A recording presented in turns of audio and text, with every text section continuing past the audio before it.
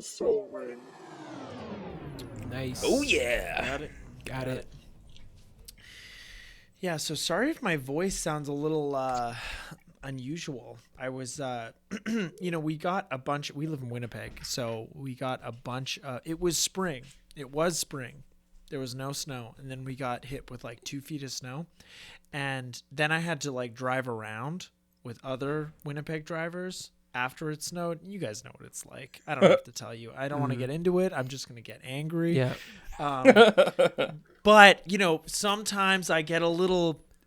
I don't want to say overzealous. I get zealous about those drivers that probably shouldn't have a driver's license. And, There's a lot of them. And then as a result of that, my voice gets a little hoarse. And I thought that was it, but usually that goes away in like a day. So I don't know what's going on, but I hope it's not too out of the ordinary. But if you're worried about me, don't, because I'm gonna be just fine. Kevin's just yelling too much. Yes, I was exactly. That's true. Long story short. Yes. So, welcome to the show. This is part 2 of our Strixhaven set review, and more importantly, this is Turn 1 Soul Ring. I'm Kevin. Hey, I'm Eric. And I'm Riley. And if you've listened to one of our set reviews before, you know that they're not exhaustive. We cover the cards we're interested in playing in the formats that we play, of which there are many between the 3 of us. It's almost everything. It is, it really is almost everything. Even if it's just the formats that we don't play in either paper or digital, but like we imagine we play in dreams, then it's definitely everything. Yeah. So yeah, I've got a few of those. So as usual, we do go through the cards in Wooburg order. Last week we covered white, blue, and black. So today we are going to be covering red, green, and MDFC. So we're going to save gold and colorless and land cards for part 3. But before we get to our first red card today, Eric, how can listeners get in touch with us out there on the net? On the interwebs, we are on Instagram at Turn 1 Soaring the Podcast. We also have email. It's turn1soaringthepodcast@gmail.com. Everything is on YouTube as well. The best way to find us there is typing up Turn 1 Soaring the Podcast. And we also have a Patreon page. So if you really like what we're doing here and you want to check out a little bit more, go check us out over on that Patreon page. It's patreon.com/Turn1Soulring. Yeah, check out the tiers, and our editor Ainsley has made some delightful descriptions for each tier. It's They're great. A little bit of a flavor text, if you will. Definitely for Magic fans. Definitely. I would feel that's why you're listening to this podcast. Let's definitely hope so. And even if you don't want to do any of those things that we just outlined, if you like this show, just tell somebody else that might like it too. That really helps us out a lot. So, our first red card here is Conspiracy Theorist. It's 1 and a red for a 2/2 human shaman creature. Whenever Conspiracy Theorist attacks, you may pay 1 and discard a card. If you do, draw a card. And whenever you discard 1 or more non-land cards, you may exile 1 of them from your graveyard. If you do, you may cast it this turn. Oh, it's cast. Too bad it doesn't say play. Yeah, I know, right?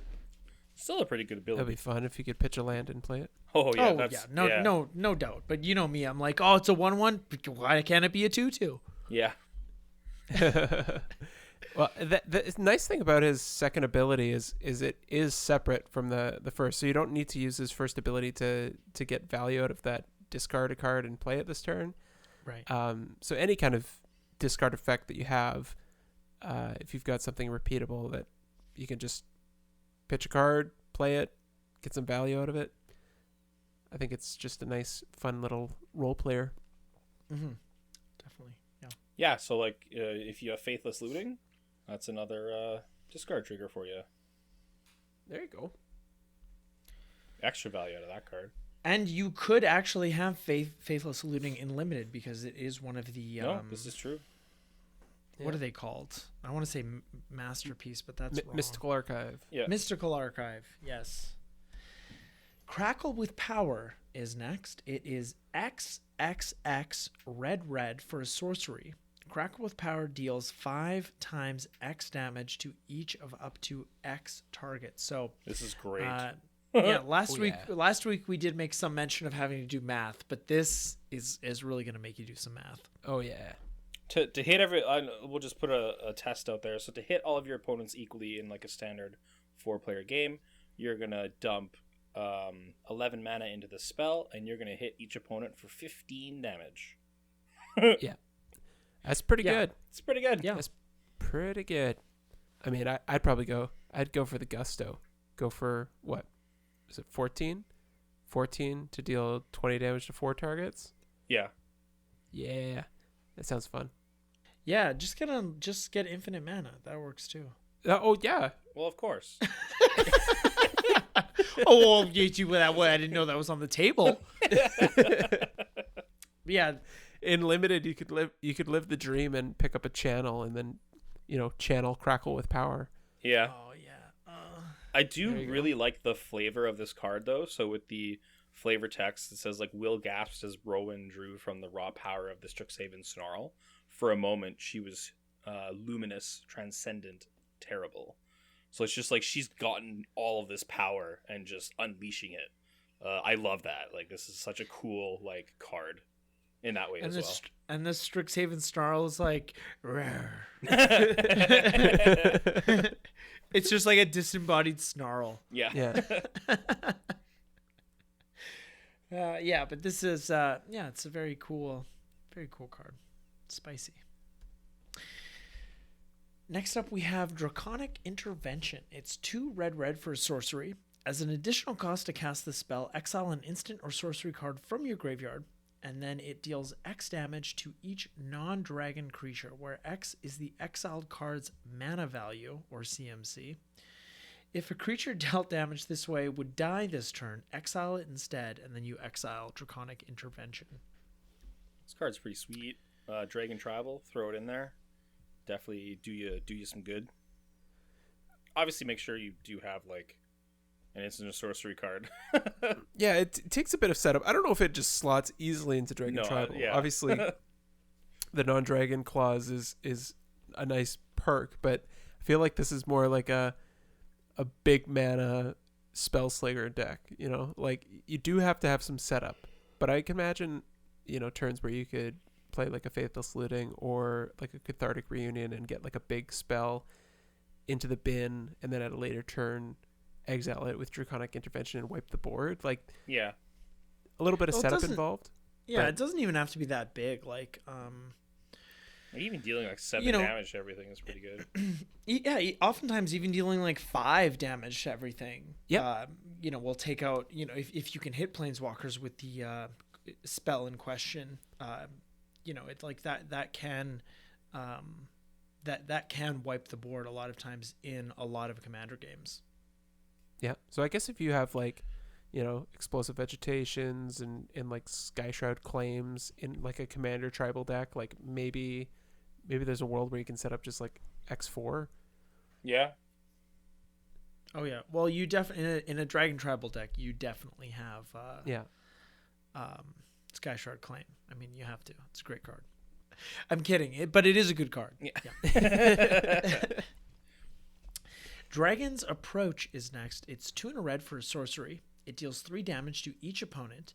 You may exile it and 4 cards named Dragon's Approach from your graveyard. If you do, search your library for a dragon card, put it onto the battlefield, then shuffle. A deck can have any number of cards named Dragon's Approach. That's kind of, yeah. I mean, usually when you see that on a card, it's kind of like, ooh. But this is, I don't know, is this underwhelming? I like it. It's, I'd jam it for the memes. I don't think it's good. Of course you would. Yeah. It's time Yeah. to make a standard deck, 4 or 5 dragons, and then Dragon's Approaches. Let's go. Well, if anyone's going to do it, Eric, it's you. Yeah.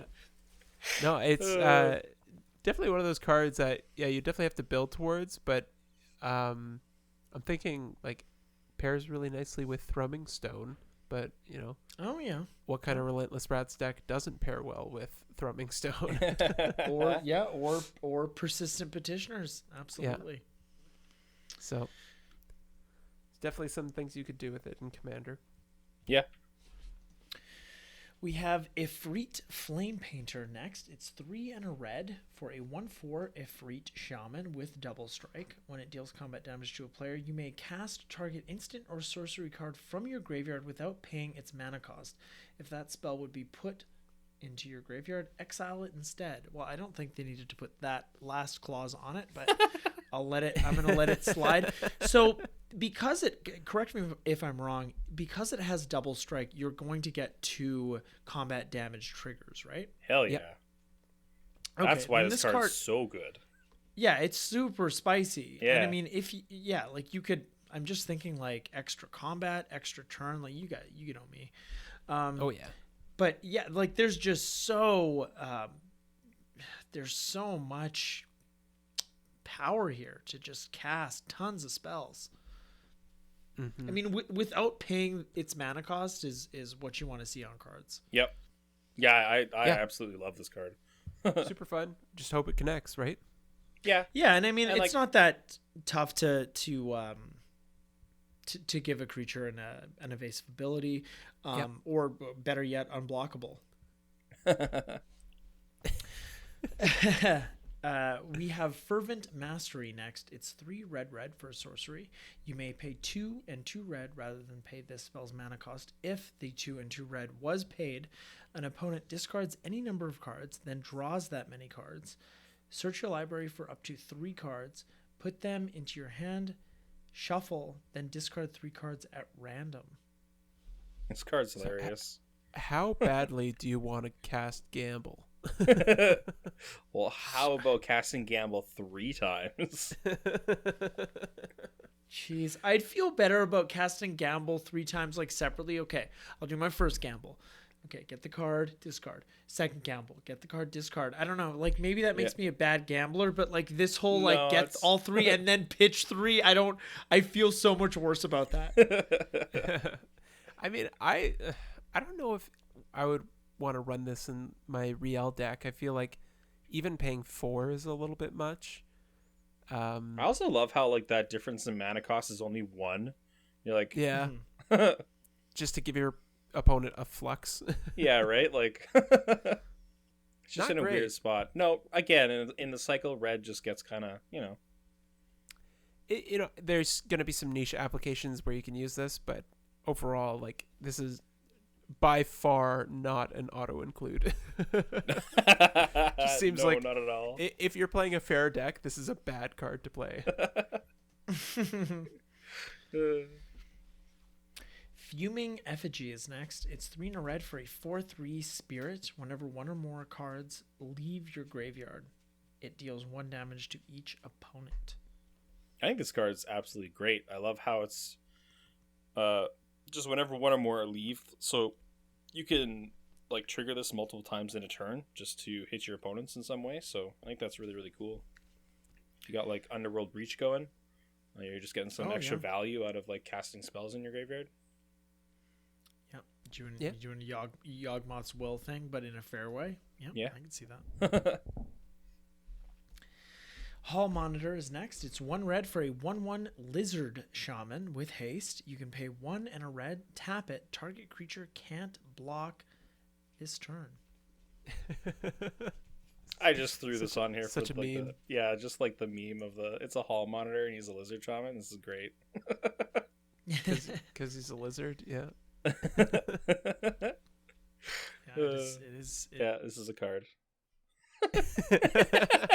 Illuminate History is next. It's 2 and 2 red for a sorcery lesson. Discard any number of cards, then draw that many cards. Then, if there are 7 or more cards in your graveyard, create a 3/2 red and white spirit creature token. So this is just a nice little way to dig deep if you're looking for an answer, and if you have the stipulation that gets you the token, so much the better. Yeah, this is a decent little lesson card just to get out of some extra card value, for sure. Yeah, it's fine as a lesson, but it's nothing I'm particularly excited for in Commander. No, not at all. God, no. None of these, none of the No, lessons. come on. Yeah, get out of here. Storm Kiln Artist is next. It's 3 and a red for a 2/2 Dwarf Shaman. It gets +1/+0 for each artifact you control, and it has Magecraft. Whenever you cast or copy an instant or sorcery spell, create a treasure token. So all you need is those instant or sorcery spells, and its power is going to get big. Yeah, this kind of reminds me of, I think it's called Pitiless Plunderer. You know, the 3 and a black for a 1/4 that whenever a creature dies, you get a treasure. Yeah. Mm-hmm. So very, very much like an Is It inspired version of that, or Prismari inspired version of that. Yeah, remember this set doesn't feel like Ravnica at all. Penniless Plunderer was really great and limited. It's sort of a couple of times it let me do like a 5-color thing. It was pretty good. All those treasures. Yeah, but yeah, this is definitely like. Is he wearing a skirt? He looks like he's wearing a skirt. Maybe it's like a little frilly. He might be wearing a little skirt. Yeah, I mean he's a dwarf, which are kind of like I think they're. It's their thing. They have like a Scots feel to them. I think it might be the red hair, but in either case, I think they also get the skirt, the man skirt, the kilt. Exactly. Yeah. Mm-hmm. Yeah, this card definitely fits really well into what Prismari is trying to do with the Creighton treasure tokens and stuff with instants and sorceries. So it's just like that archetype right there. Yeah, pairs very nicely with cantrips. Yes. Okay, moving on to green. Our first green card is Accomplished Alchemist. It's 3 and a green for a 2/5 elf druid. Add 1 mana of any color to your mana pool. Well, tap, add 1 mana of any color to your mana pool, and then tap, add X mana of any one color, where X is the amount of life you gain this turn. That could be very explosive. Yeah, like in the proper, like obviously build around life gain deck, this card could tap for a ridiculous amount of mana. Oh yeah. Yeah. So yeah, I think this can be really fun in some sort of commander build. You're just tapping your alchemist just for it's just 20 mana, guys. No big deal. Yeah, it's fine. Just leave me alone, guys. Yeah, it's fine. Oh, this pairs really well with that artifact. You guys continue talking. What are you thinking of, like Well of Lost Dreams or whatever? No, the storm one where you gain life for your spells you cast and then. Aetherflux Reservoir. Thank you, Kevin. Yeah. Yep. Yeah. So pairs nicely with that. Yeah, super also, nicely. Yeah, pairs well with Well of Lost Dreams as well, because if you gain a chunk of life, you could just immediately tap this and pay into that to draw that many cards. Yeah. That's pretty cool. Yeah. Okay, so our next green card is Bayou Graf. It's 1 and a green for a 5/4 plant dog. As an additional cost to cast this spell, sacrifice a creature or pay 3. Hell yeah. This card is dope. Yeah, this is a really good card for this set. Just 2 mana for a 5/4. Because then, like, obviously, if you're in green-black, there's a lot of cards that make pests. And so it's very easy just to sack a pest to get this thing out there. Yeah, even in the late game, like, just paying 5 mana for a 5/4 is, like, fine. Yeah, that's a good value. I'm particularly excited for this in Pauper, because there's been a lot of brews being made around this card using, like, Young Wolf, which is an undying creature. And like, like Burning Tree Shaman is it Burning Tree Emissary? Emissary, yeah. And, into this. That's cool. Yeah, so just like a pretty solid card for Pauper. Oh, I just noticed in the art that he's eating a pest. Yeah. Do you see the flavor text? No. Oh. Grafs are great for tracking pests through the muck, but securing the pest before the Graf devours them is a dicey endeavor. That is so good. Oh, man. Containment Breach is next. It's 2 and a green for a sorcery lesson. Destroy target artifact or enchantment. If its mana value is 2 or less, create a 1/1 black and green pest creature token with, when this creature dies, you gain 1 life.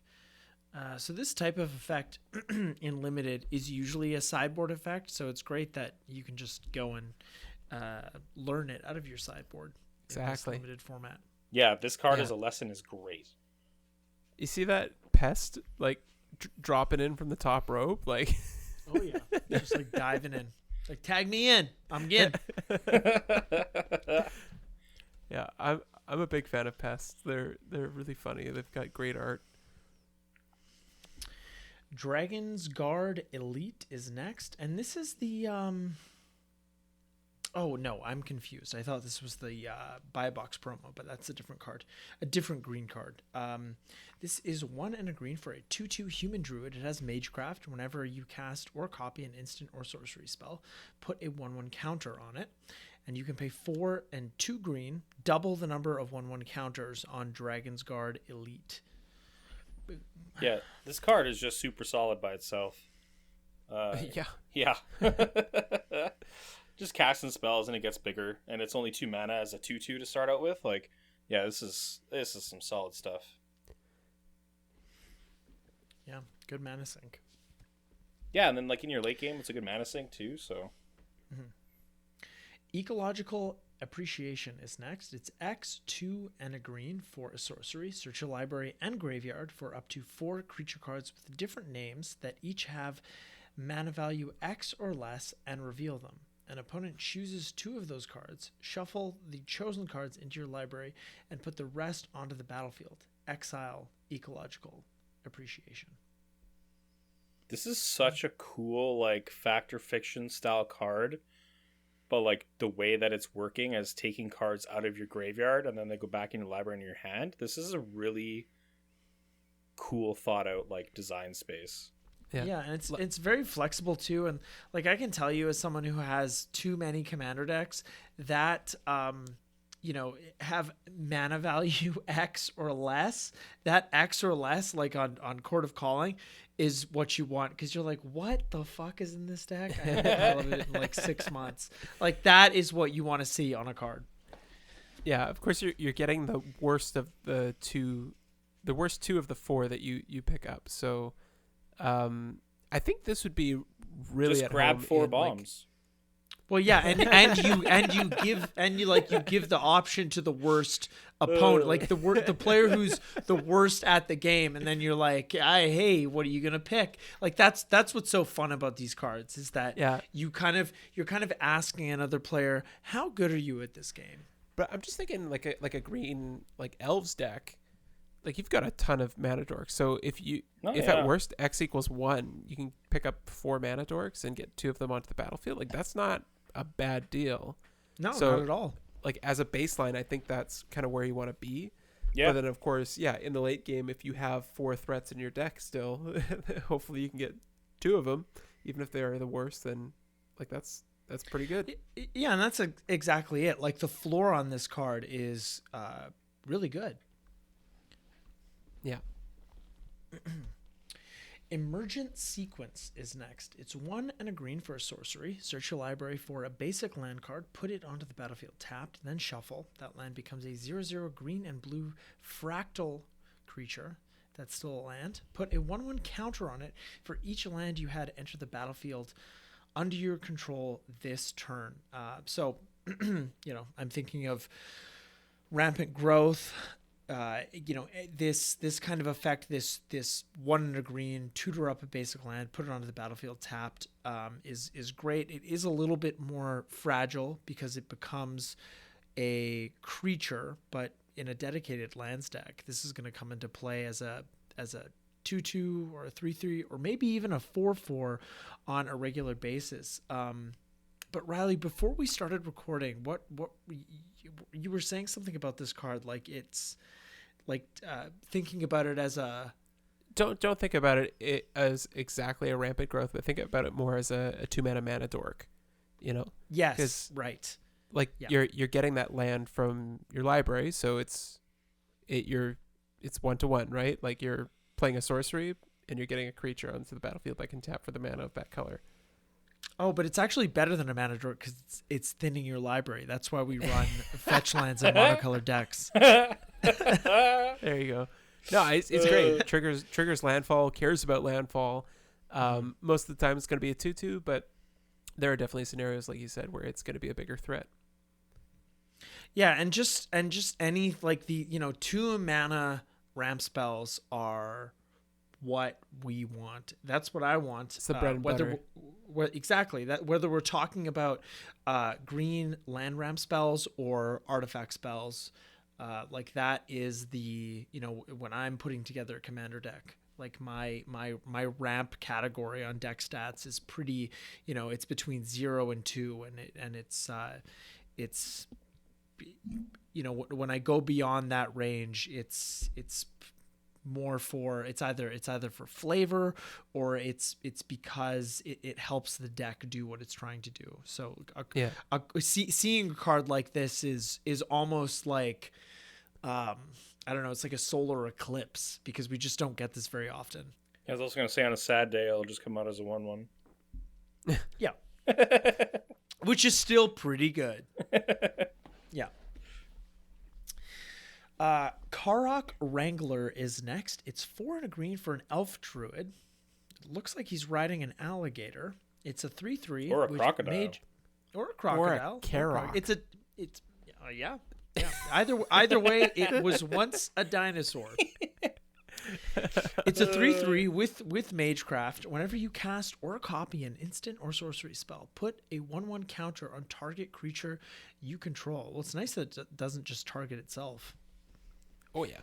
Yeah, so obviously you can disperse these counters in the way that you see fit, which can be really, really, really good. Yeah. Okay, so moving on to our MDFC category here. MDFC. Modal double-faced cards. So our first, man, it is a brave new world here. Oh, boy. So our first card is Augmenter Purgalist. Is the Pugilist. Pugilist? I think it's well, Pugilist. whatever it is. Or it's Puggy list. Oh, Puggy. boy. I think that's the winner. Oh, boy. It's 1 and 2 green for a 3/3 troll druid with trample, and as long as you have 8 or more lands, it gets +5/+5. And the flip side is Echoing Equation. It's 3 blue for a sorcery. Choose target creature you control. Each other creature you control becomes a copy of it until end of turn, except those creatures aren't legendary if the chosen creature is legendary. So I'm not terribly interested in the front of this card, but the back side opens up a lot of combo potential. I'm thinking of it, in like, even as like copying Hibernation Sliver, playing a creature, drawing a bunch of cards, and then,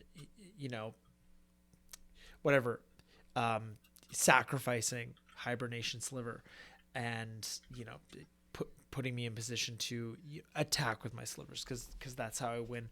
But something like that, or in any Simic deck, even in like Tulane Persistent Petitioners, turning all the creatures into Persistent Petitioners, like that Echoing Equation just opens up a lot of combo potential. Hell, turning all the creatures into Tulanes and then playing a creature, that's even better. I hadn't actually thought of that until just now. Turning all your petitioners into Tulanes. Yeah, but like it's just that extra clause where if they're legendary, they aren't legendary. That is just fantastic. I think about a card like Spark Double, which sort of gives you that effect on one card. Doing that with all your creatures is kind of nuts. Yeah, really fun. Yeah. Okay, so Riley, Brutaclad. You've made a bunch of tokens, and then you turn all of your stuff into Brutaclads, which on combat makes a whole whack of 2/1 blue mirrors. That's what you got to do.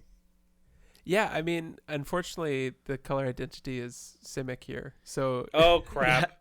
I was Yeah, just and you thinking know what? blue. And me too. I thought about running this in Unesh, and I'm like, oh yeah, echoing equation. I'm copying Unesh, Yeah. and all my sphinxes just cost blue pips, and I'm like, god damn it, it's green. It's green. It's Civic. Yeah.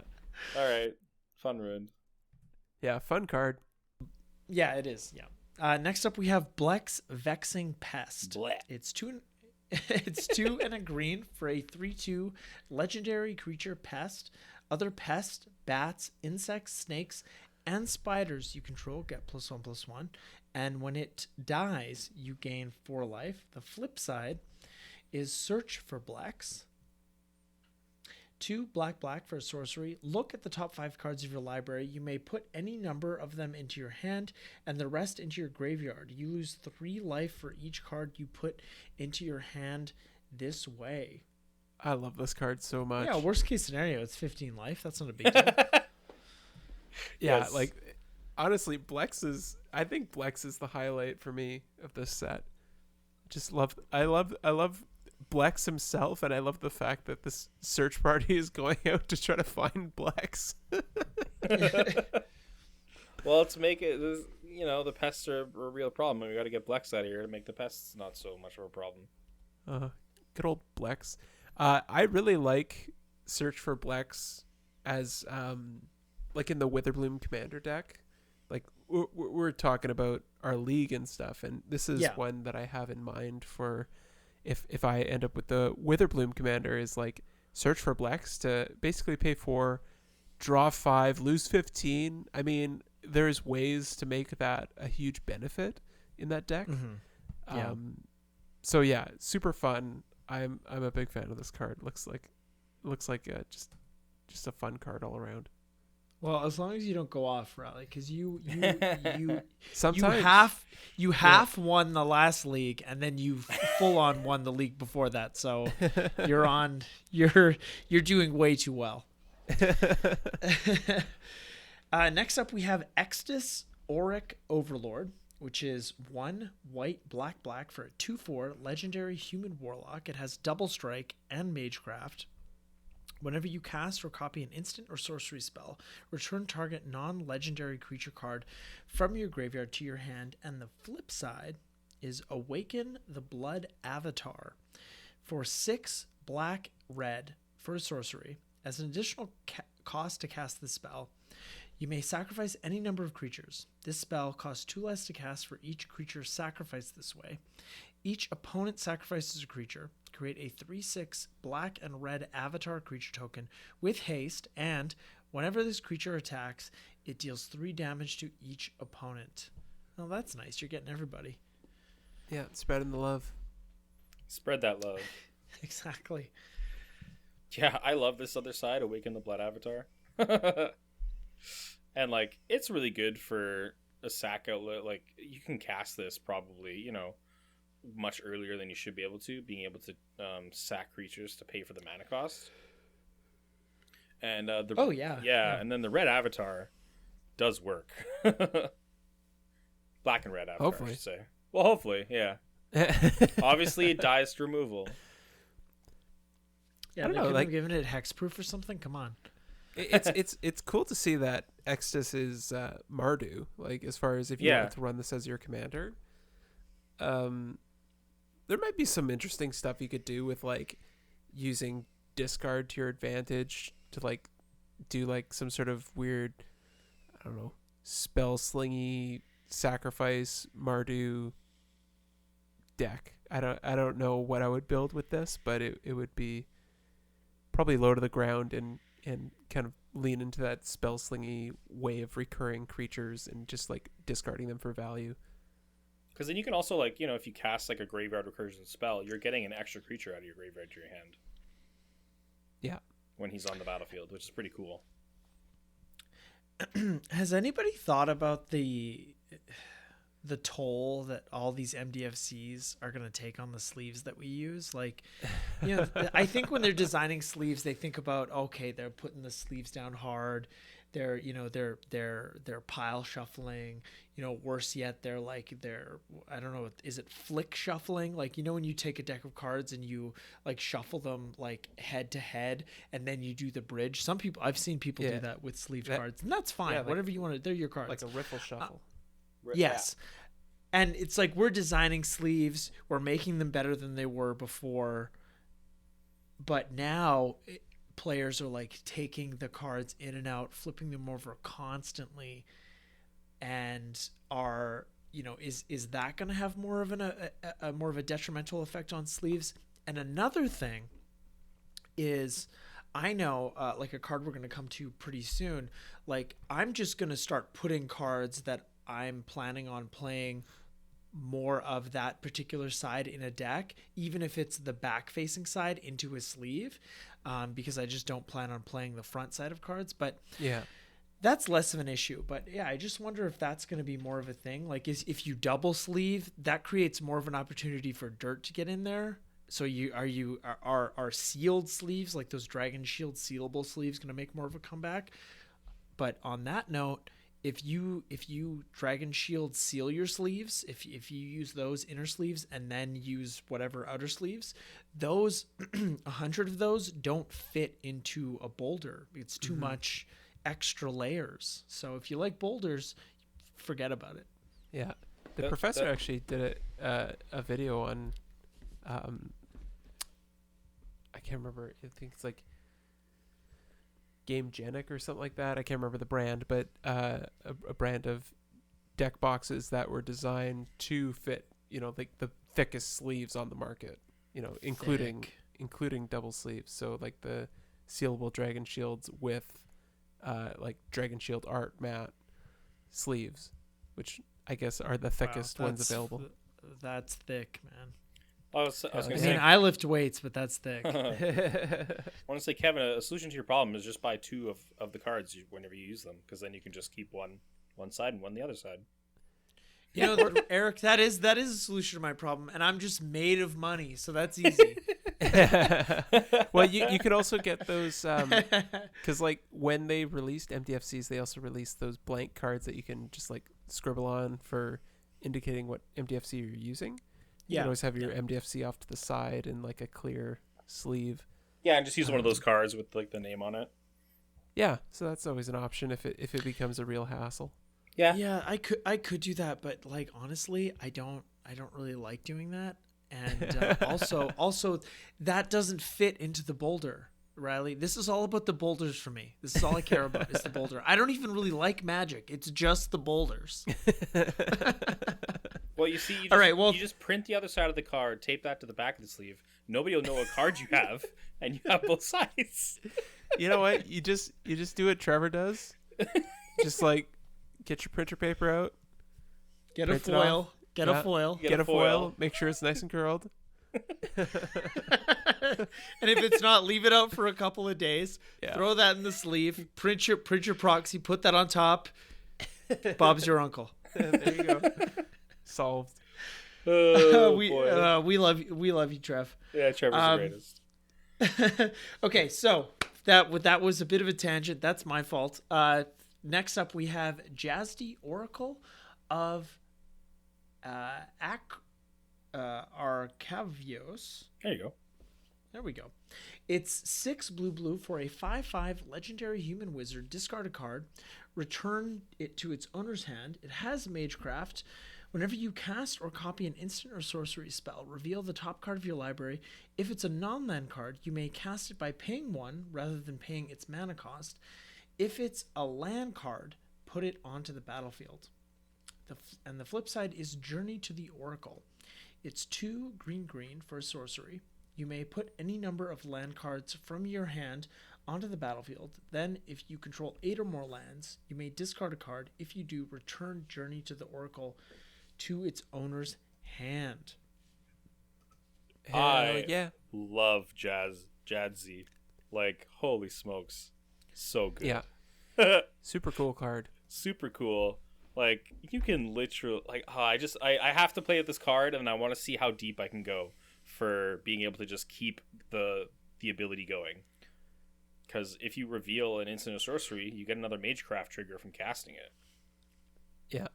Yeah. Yeah. And just like a Do Simic like Storm. That kind of Simic Storm. There you go. Yeah, and I like the flip side for like a Simic lands deck, because if you've just been drawing a bunch of cards, you put a bunch of lands into your hand, you can just drop them all, and then how hard is it to have 8 or more lands in play? You have to discard a card. You've been drawing a bunch of cards. Maybe it's a land, maybe it's not. Who cares?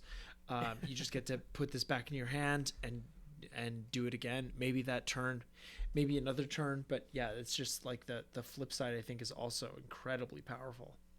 Yeah, and they come into the battlefield untapped, so you can probably keep chaining it together. Mm-hmm. Yeah. And also, like, in the art, you see the arch. Other side of the waterfall. Yeah, like you can see the arch up there where Jazzy is hanging out. Yeah, and then like behind cool. that, the waterfall is going down, and then the other side, you're seeing the like a landscape of the waterfall far away. So Jazzy's up there. Yeah. Yeah, she's just chilling, just waiting for you. Just chilling. And then there's another waterfall. Oh, double waterfall! What? Ah! Can't believe this is happening. Next up, we have Mila, Crafty Companion. It's 1 white for a legendary fox 2/3. Whenever an opponent attacks one or more planeswalkers you control, put a loyalty counter on each planeswalker you control. Whenever a permanent you control becomes the target of a spell or ability an opponent controls, you may draw a card. It's pretty standard for white. And the flip side is a planeswalker. It's Luca, Wayward Bonder. It's 4 red for a 5 loyalty legendary planeswalker, Luca. +1, you may discard a card. If you do, draw a card. If a creature card was discarded this way, draw 2 cards instead. -2 is return target creature card from your graveyard to the battlefield. It gains haste. Exile it at the beginning of your next upkeep. And its -7 is you get an emblem with whenever a creature enters the battlefield under your control, it deals damage equal to its power to any target. Ooh, yeah. This is definitely a really neat little card for like a Super Friends deck because of the Mila side. I think it helped that out a lot. And then I thought it's really cool that we're seeing Luca again. I feel like Luca always just feels out of place. All I don't know. It's just I'm not big into Luca. right. No Luca fan over here. Just as a character, he just seems like a dick. Just like appearance wise or what? No, just like He's a bonder. yeah, I know, but he was like in the books he was portrayed as a bit of an abusive bonder. Oh. Like he wasn't very nice to his companion. And Well, they're not. I mean, it's not like they have rights. Okay. I don't want to. I mean, I'm an animal lover, but it's not like you're gonna get man one if you. Yeah, how did he get to Strixhaven? What is he doing here? I guess I'll have to read the story. Well, he probably planeswalked. Well, I'm sure he's quite capable of getting here. I mean, as much as I dislike Luca and him being a planeswalker, like he is a planeswalker. He can do whatever the fuck he wants, right? I guess to it, yeah, certainly. Not whatever he wants, but So next up we have Plarg, Dean of Chaos. It's 1 and a red for a legendary creature, Orc Shaman, 2/2. You can tap it to discard a card to draw a card, or you can pay 4 and a red to tap it, reveal cards from the top of your library until you reveal a non-legendary, non-land card with mana value 3 or less. You may cast that card without paying its mana cost. Put all revealed cards not cast this way on the bottom of your library in a random order. And the flip side is Augusta, Dean of Order. 2 and a white for a 1/3 legendary creature, human cleric. Other tapped creatures you control get +1/+0. Other untapped creatures you control get +0/+1. Whenever you attack, untap each creature you control, then tap any number of creatures you control.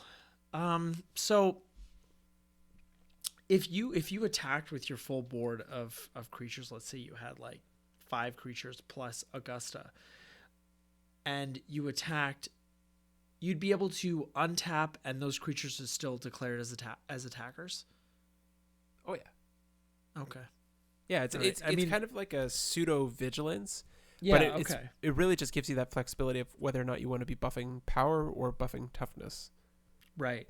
But of course, it untaps all of your creatures. So if you have other like tap abilities outside of combat, you could use it for some value. So she's pretty cool. I like that design. Yeah.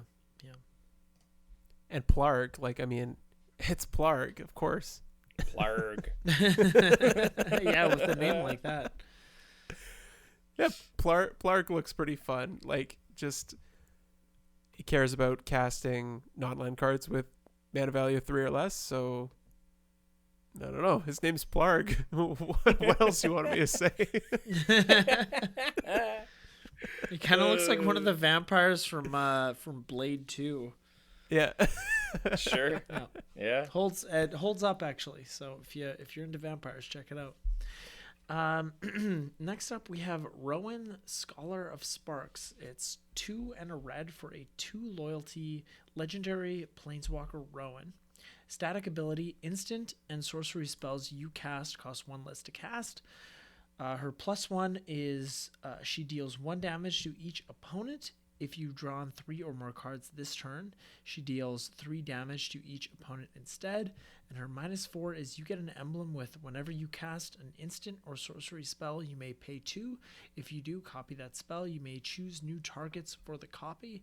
The flip side is, of course, Will, Scholar of Frost.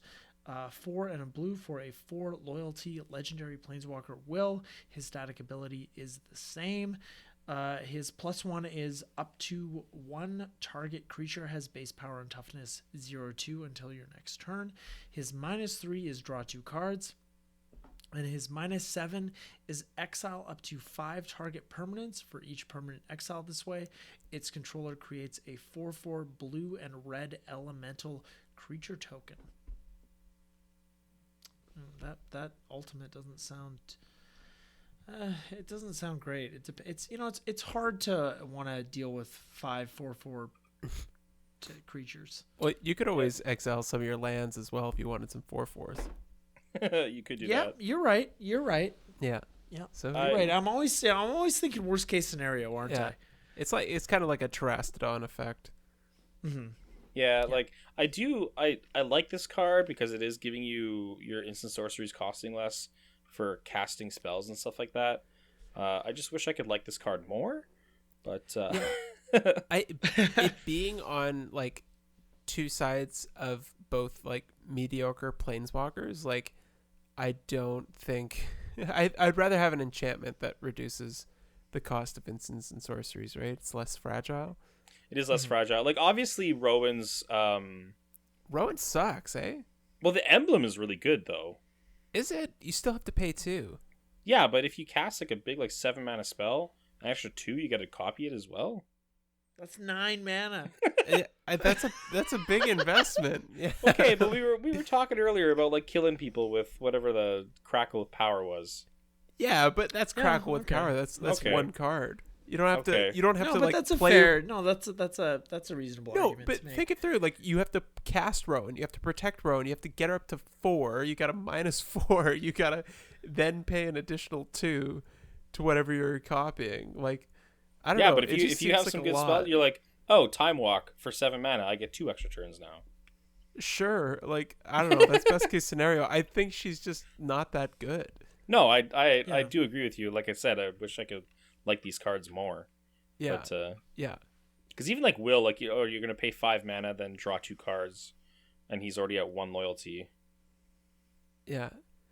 You know what they should have done with Rowan? They should have given her a +2 that made a food token, and then a +1 that turned an artifact or a creature into a 3/3 with no abilities, and then oh my god, and then like a -3 that did something else, which That would have been great in mono red. That would have been sick. Oh, make her emblem -3 instead of -4. There you go. Make her emblem like -1, I think. Then that would do it for me. Yeah, or like a -2, so you could like play her, kill her off, and then just have that ability. Like I think that would probably be fine. I don't know. Would it be fine? That seems kind of a little broken in some senses. You're still like paying 3 mana and then like 2 mana in addition like after that. I think that might be that's a bit much. I don't think we can let's not start theory crafting planeswalkers that we can ultimate as soon as we play. Either way, let's just carry on. they're fairly mediocre. That's fine. Oh yeah. We don't need Okos every set. No. Let's go. So next up we have Selfless Glyph Weaver. 2 and a white for a 2/3 human cleric. Exile Selfless Glyph Weaver. Creatures you control gain indestructible until end of turn. And the flip side is Deadly Vanity. It's 5 black for a sorcery. Choose a creature or planeswalker, then destroy all other creatures and planeswalkers. I like both sides of this card, especially Selfless Glyph Weaver. Yeah, why not? Always a powerful effect when there's some kind of board wipe to just boom, free, give all your creatures indestructible until end of turn. Yeah, I really like the duality of this card because, think about it in a game of Commander where you draw a board wipe, but you have like a well-established board and you're, in control of that game. That board wipe's not necessarily doing anything for you, but you can cast Selfless Glyph Weaver in this case and protect that board, right? On the flip side, if you're behind and, it's late in the game and you have access to 8 mana, albeit it's pretty expensive for the Wrath, but it is. You can definitely catch up from that point. So, it plays really nice with itself. Yeah. I probably could have phrased that a little bit differently, but well, you want to play with yourself. We all do it. It's fine. We're not when I post the show, I click explicit. It's fine. Just for the Deadly Vanity, like it is a lot of mana. Usually with spells like that cost that much, it's just like wiping out our opponent's stuff. And this side is still killing all of our stuff minus like one thing. Right, because like Plague Wind or In Garruk's Wake, what are those? 9 mana? 8 mana? Are they the same cost? One's I 8, think one's 7. 9. Or is one 7? Maybe it's 7 and black. Well, hang on. Plague Wind is 7 black. Yeah, and I think In Garruk's Wake is the same. It just gets Garruk's was 8 as well. Oh no, it's the same. Yeah, and it's power creep for you. Yeah, it gets planeswalkers as well. And then it's like if you don't have any creatures and you cast this, you have to save one of your opponent's things. Like you'll choose the worst one obviously, but it's still kind of funny that way. Yeah, I think you'll be totally fine even if one thing stays behind. It's going to be a lot more manageable at that point. I'm coming at you with my 2/2 now. Yeah, with my fractal land. Yeah. But yeah, I'm a huge fan of the Selfless Glyph Weaver side. I love creatures like that, so that's great. Yeah. Okay, next up we have Shaylee, Dean of Radiance. It's 1 and a white for a 1/1 legendary bird cleric with flying and vigilance. You can tap it to put a 1/1 counter on each creature that entered the battlefield under your control this turn. And the flip side is Embrose, Dean of Shadow. 2 black for a 4/4 legendary human warlock. You can tap it to put a 1/1 counter on another target creature. Then Embrose, Dean of Shadows, deals 2 damage to that creature. And whenever a creature you control with a 1/1 counter on it dies, draw a card. Ugh, that's not it. This flip side feels like you need a lot of other pieces to make this work. Oh man, what's the spell with the sorcery casts 2 spirits and then you can flash it back? Lingering for Souls. 2 more spirits. Lingering Souls. That's what I'm thinking. Like this card screams Lingering Souls to me. Like okay, yeah, I see that. On either side, like if you have Shaylee or Shale, maybe it's Shale. Shale. It's I think it's Shaylee. Shaylee. I think it's Shaylee. All right. Well, if you that's have, what I'm gonna name my second daughter. Is Shaylee. If you have the weird owl bird with hands, and you cast Lingering Souls, put a +1/+1 counter on all your Lingering Souls. That's pretty cool. And then on the flip side, if you've got your Embros dude, you can just start turning those into cards.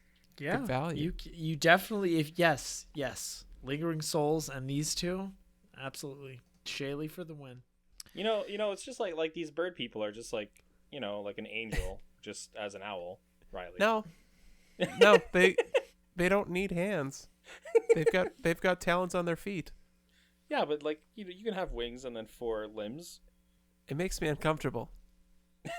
I feel like it's kind of not fair in like, in the grand scheme of things. Like, why should they get hands with opposable thumbs and wings? Yeah, and we and they seem to be sentient creatures, and we just get hands. Like, what the fuck? That's where not the fuck fair. are our wings?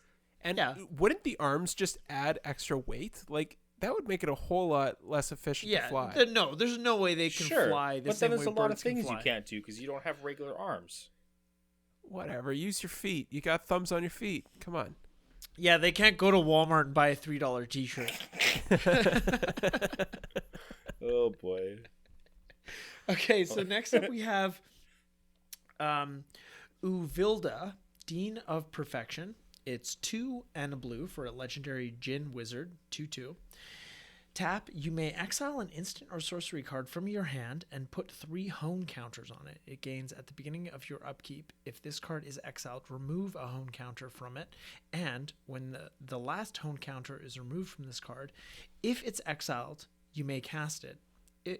It costs 4 less to cast this way. And the flip side is Nasari, Dean of Expression, 3 red for a 4/4 legendary Efreet Shaman. At the beginning of your upkeep, exile the top card of each opponent's library. Until end of turn, you may cast spells from among those exiled cards, and you may spend mana as though it were mana of any color to cast those spells.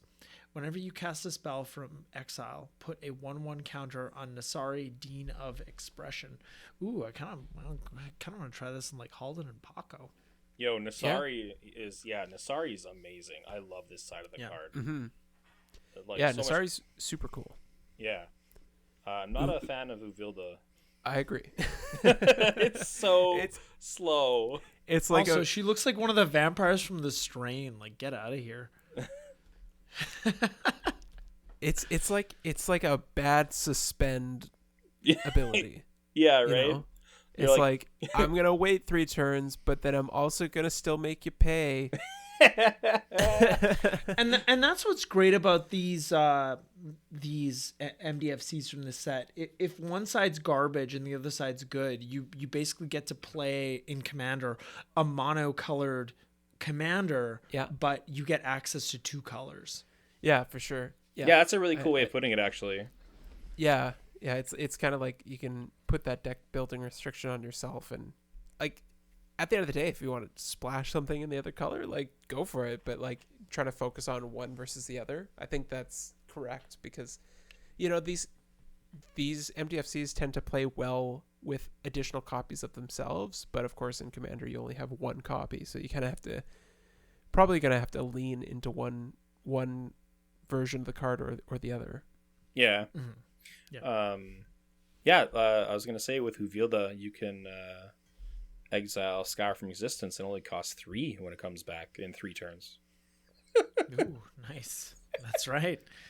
3 That's turns. Right. Oh my god. And they don't know what's coming. Oh man. Oh yeah, not good. Next up we have Valentin, Dean of the Vein. It's 1 black for a 1/1 legendary vampire warlock with menace and lifelink. If a non-token creature an opponent controls would die, exile it instead. When you do, you may pay 2. If you do, create a 1/1 black and green pest creature token with, when this creature dies, you gain 1 life. And the flip side is Lizette, Dean of the Root, 2 green for a 4/4 legendary creature, human druid. Whenever you gain life, you may pay 1. If you do, put a 1/1 counter on each creature you control, and those creatures gain trample until end of turn. Oh yeah, this is So a cool card. Yeah, this is a cool card. That side is really, really good because you're getting 1/1 counters on each creature you control. Oh yeah. Mhm. I'm And getting trample. trampled to boot. Sign me Yeah. up. Sign me up. Let's go. But Valentin is like nice graveyard hate too, in the sense Yeah. that like it's a replacement effect, so they're not getting death triggers, but it's one-sided as well, right? Exactly. Obviously, being a 1/1 for one is pretty fragile, but who cares?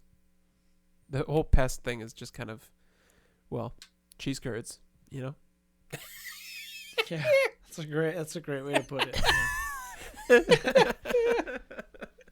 Oh man.